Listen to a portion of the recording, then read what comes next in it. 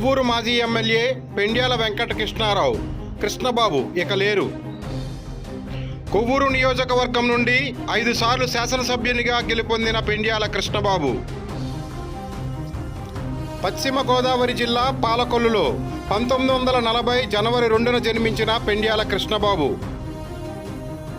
1983 నుండి 1994 వరకు 2004 నుండి 2009 వరకు ఎమ్మెల్యేగా పదవీ బాధ్యతలు చేపట్టిన కృష్ణబాబు తెలుగుదేశం పార్టీకి, వైఎస్ఆర్ కాంగ్రెస్ పార్టీకి ఎనలేని కృషి చేసిన కృష్ణబాబు శ్రద్ధాంజలి ఘటిస్తున్న ఇరు పార్టీల నాయకులు, కార్యకర్తలు, నియోజకవర్గ ప్రజలు. గత కొంతకాలంగా అనారోగ్యంతో బాధపడుతున్న పెండ్యాల కృష్ణబాబు